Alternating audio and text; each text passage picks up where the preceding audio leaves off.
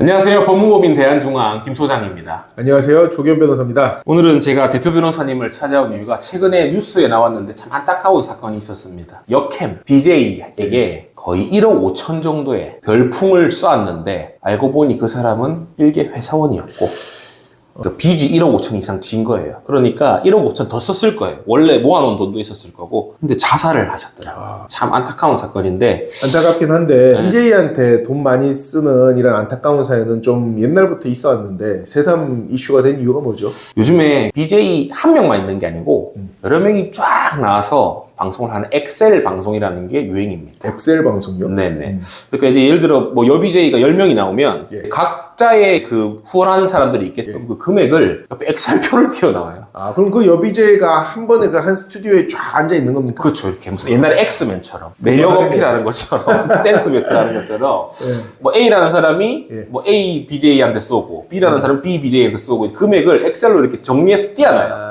그래서 이제 컴페티션을 유도하는 거죠. 경쟁을. 다른 BJ보다 더 거기서 돋보이기 위해서 역할을 할 거고 또 그 BJ한테 매달려 있는 팬들은 다른 팬들보다 내가 내 BJ를 위해서 더 많이 해준다는 걸 보여주기 위해서 직급까지 서로 경쟁을 하고 이제 직급이 그렇죠. 올라가고. 네, 돈을 많이 받으면 승진을 하는 구조입니다. 정말 시스템이 좀 획기적이긴 한데요. 그 방송이 요즘에 좀 이슈가 되고 있어서 또 그런 와중에 이런 사건이 터진 거죠. 제가 궁금해서 온 거는 그 유족들이 엑셀 방송을 운영하는 사람들에게 사기죄로 고소를 했어요. 별풍을 달라고 매력을 어필하는 것만으로는 사기가 성립하지 않을 텐데요. 증명이 된 건 아니지만 일단 그 정황상으로는 예를 들어서 A라는 후원자가 있습니다. A가 3천만 원을 쐈어요. 제 춤도 잘 추고 난 널 3천만 원 쐈는데 갑자기 모르는 B라는 사람이 3,500을 쏩니다. 그러면서 얘가 갑자기 묻혀요. 난 3천이나 썼는데. 이제 경쟁을 유발하는 거죠. 근데 이 B가 알고 보니까 그쪽 방송 관계자들이 쓴 유령의 예를 들어 페이퍼 컴퍼니 같은 가짜네요. 가짜로 쏘고 나중에 뭐 환불을 받거나 그리고 외국에서 뭐 별풍선을 사면 환불이 된다더라고요. 그리고 뭐 별풍을 쐈다가 다시 돌려준다든지 뭐. 그럼 B가 쓰는 3,500은 실제로 쓰는 것처럼 신용은 했지만 그렇죠. 이제 경쟁 심리를 유발하는 쓰진 않았네요.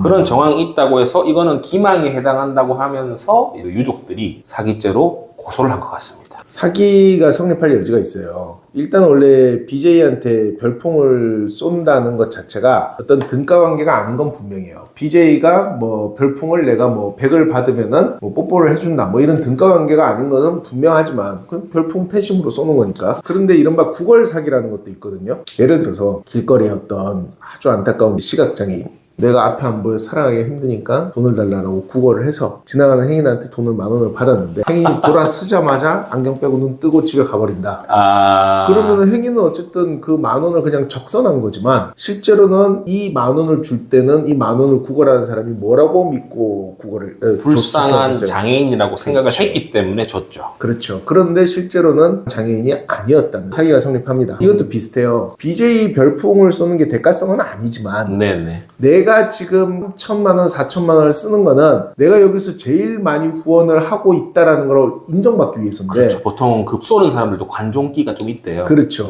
뭐 그래서 여기서 1등하고 막 하고 싶은데 거기서 막 쏘면 이야 회장님 하면서 막 샤샤샤 뭐 회장님 존경합니다 뭐 이런 말들이 올라오는데 아버지보다 존경합니다. 근데 이제 사실 이해는 할 수가 없어. 참 안타까운 사건이긴 한데. 저도 없어요. 근데 어쨌든 자기가 이제 1등인 줄 알았는데 1등이 아닌 것처럼 정황을 만들어 놓고 1등을 유도했는데 거짓말이잖아요. 두 번째 쏜 금액은 거짓말인 거죠. 그렇죠. 그래서 이 거짓말에 속아서 1등을 하기 위해서 돈을 더 썼다면은 이것은 역시 사기가 성립할 가능성이 농후합니다. 그러면 이게 만약에 사기죄로 인정이 된다면 지금까지 그 보냈던 금액을 뭐 어떻게 다 환불받을 수도 있는 건가요? 그럴 가능성도 있죠. 사기가 인정이 되면은 일단 공소장 나중에 판결문에 얼마만큼 사기를 당했고 피해 금액이 얼마다라는 게 적시가 됩니다. 이를 기반으로 해서 민사소송을 제기하면은 피해 금액만큼은 돌려받을 수 있다라는 민사 판결을 받아들일 수 있죠. 참 안타까운 사건입니다. 안타깝습니다. 이렇게 후원을 막 빚을 내서까지 이번에 그 사망하신 분은 참 안타깝고 좀 피해자지만 또 이런 사람이 많더라고요. 여비제이들한테 빚을 내서라도 후원을 하고 관심을 얻고 싶어하고 이런 사람들에 대해서 어떻게 생각하십니까? 저는 그렇게 생각해요. 그 남자는 원래 여자한테 돈을 쓰면 안 된다. 돈을 쓸수록 돈을 좀 써야 되지 않습니까? 돈을 쓰면 그 심리가 여자한테 예속되게 돼요. 호구가 된다는 거죠. 그건 맞는 것 같은 게 이번에 그 피해자도 원래 후원을 많이 한 큰손들에게만 번호를 주나 봐요. 개인 번호를. 근데 그 카톡 내용이 보니까 나 말고 또 누구한테 번호를 줬어. 뭐 3명에게 줬다던데 어쩌고 저쩌고 하면서 맨 마지막에 좀 매몰차게 했더라고요. 왜 후원을 더 안 하냐는 식의 뉘앙스로 여비제이가 말을 해서 나 지친다 하고 그리고 자살한 거예요.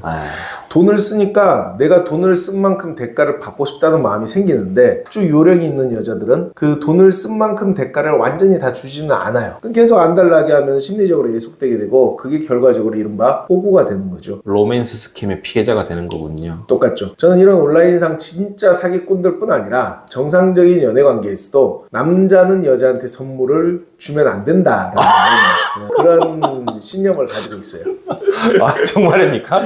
제가 사실 유튜브 연애 채널 봤는데 아주 유명한 채널이에요. 구독자 수십만 되는 채널에서 저도 그런 걸 그냥 재미로 들었는지 모르겠는데 거기서 그분이 그런 얘기를 하더라고요. 남자는 여자한테 선물 주면 안 된다 하면서 뒤에 저보다 이 연애에 대해 훨씬 박식하니까 얘기를 잘 해주셨는데 너무 그럴듯한 거예요. 저는 그때 알았어요. 이런 이 호구들의 심리가 처음부터 돈을 안 썼으면은 이런 일이 안 생겼을 텐데. 사실 저도 그 부분은 조금 동의를 하는 게 뭔가 그게 당연하다는 식으로 하면 안 되는 것 같아요. 맞아요. 이게 내가 엄청 선심을 썼고 노력을 해서 주는 거다라는 걸 인식을 시켜줘야 이제 그게 고마운 줄 아는 거고 고마운 줄 알아야 돼요. 계속 주면은 고마운 줄 모르는 것 같아요. 제가 이혼 사건을 할 때도 보통 이혼 사건은 크게 두 종류인데 하나는 이제 이혼을 안 하겠다는 쪽은 하나는 여자가 이혼을 하기 싫어해서 남자가 이혼을 하자고 그러는데도 여자가 잡는 경우 하나는 이제 남자가 이혼을 하기 싫어하는 경우 여자가 이혼하자는데 남자가 하기 싫어하는 경우 두 가지 경우가 있잖아요.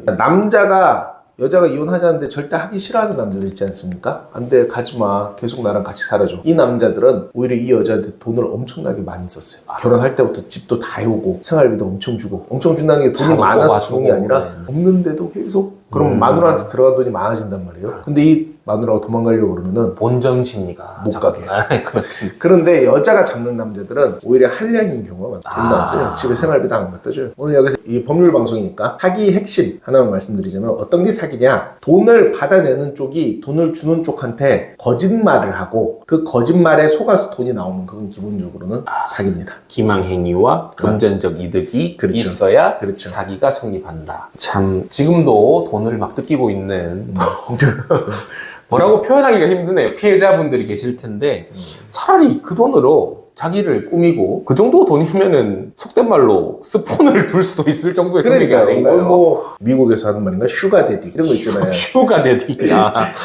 참 스윗하네요. 네, 그 스폰 하는 거죠. 네네. 여자한테 돈을 제공하는 그런 남자들을 얘기하는데 3천만 원, 4천만 원 쓸 바에야 현실 세계에서도 얼마든지 슈가데디가 될 수 있었겠죠. 그렇죠. 그걸 하라는 말은 아니에요. 하는 말에 하지만 적어도 그게 이제 호구가 되지 않는 길이죠. 그렇죠. 이게 차라리 스폰은 돈을 내고 매일 만날 수라도 받는 게 있는데 네. 돈만 내면서 경쟁만 붙여놓고 여기서 얻는 게 없으면 남자는 그렇죠. 만나지도 못하고 호구가 되는 그냥 밥만 먹고 전화만 한 그것까지만 가도 여기서는 돈을 엄청 써야지 아마 그 단계까지 이를 것 같은데 그러니까요.